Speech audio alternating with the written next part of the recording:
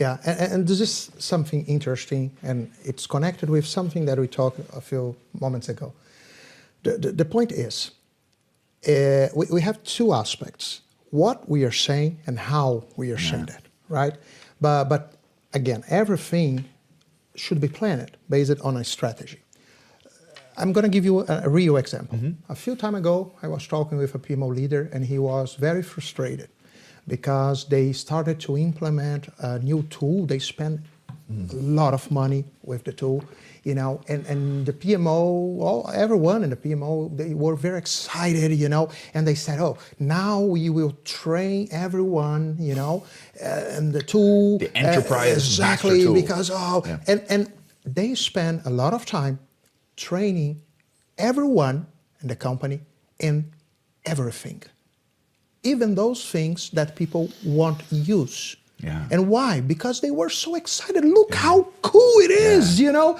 And it's like explaining to a 3-year-old how cool the Ferrari is. Exactly. And many of those people, they should press a button. You know what I'm saying? And now they see that as, oh my gosh, look all of this, you know? It's very complicated. It's intimidating. And it created a lot of resistance. So yesterday, for example, when that question came up, okay, we had 10 steps, and we were a group of PMO professionals, right? So the proper answer, my point of view, for if we have to take one, which one we would take of these 10 steps, my answer is, why should we take one? All of them are important.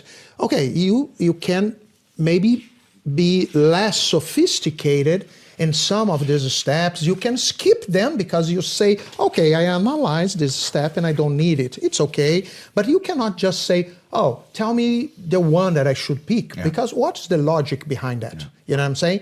However, if you are speaking with the executives, for example, right, of course that you won't present that for them. Again, they don't care and they don't know what you are talking about. So they will never ask you to take one, you know, but let's suppose that they ask you, take one.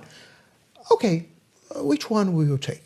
It's number one. Does it mean that you will abandon all of them? No, because it's an internal job. You know what I'm saying? They don't know about that. So we have to adapt our language to make people understand what we need to say. You know? We don't have the possibility with great detail to show that, but what we're talking about is just kind of so you see it. Maybe we'll put a link. The flywheel. The flywheel. And what the reason I want to show it, because I really took some. It resonated with, because it gave me a different understanding and explained some of the thoughts that I had in my mind, which I think is what we love about sharing, right? And these 10 steps are awareness building, needs assessment, value proposition, service development, service onboarding, service operation, service monitoring, service improvement, value delivery, and value recognition. Now, for a person who looks at this the first time, they're going to do the number one flaw that we often do in management. This is sequential. This is in a row. It's a checklist. I do one, it's finished. I do the next, and I'll streamline it, do a value chain analysis or a network diagram, and we'll have the fastest critical path. Yeah. And which also kind of ties into this question: Can I fast track this by just doing one? What's the most important? And you said you have to understand the context in you're doing it. And what I loved about what you said yesterday also is, it's this plate juggling. You're not doing one plate, stopping, doing the next plate, stopping. Exactly. It looks like a sequence, but in fact, you're continually onboarding. Exactly. All the time, you know, especially after the second cycle. You know, when you already have a PMO, you are doing all of this simultaneously. And so it's a sequence to make things a little more clear. But this is the spirit. I'm definitely going to do some follow-up on this. I'm going to have to kind of brainstorm on how we're going to do it. But I'm going to do whatever I can to promote this, because I think this is a great model. I think one of the biggest challenges we also have in PMO is there's so many ideas out there, but if there's not a common language or common framework that can be improved, absolutely. It just makes, if you don't have a language for your feelings, then your feelings don't matter. Yeah, I Right? totally So agree. that's kind Totally of agree. that's kind of And that's what I told you in the very beginning. For example, if we take one of these steps, value proposition, there will be many standards, many books that they will have their own value proposition. Yeah. What we are saying is, hey, think about that. You have to find yours, Yeah. right?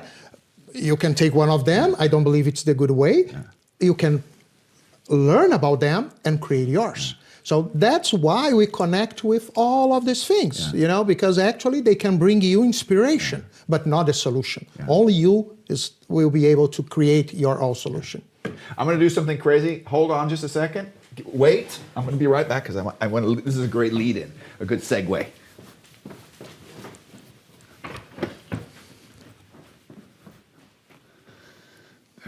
Invincible company.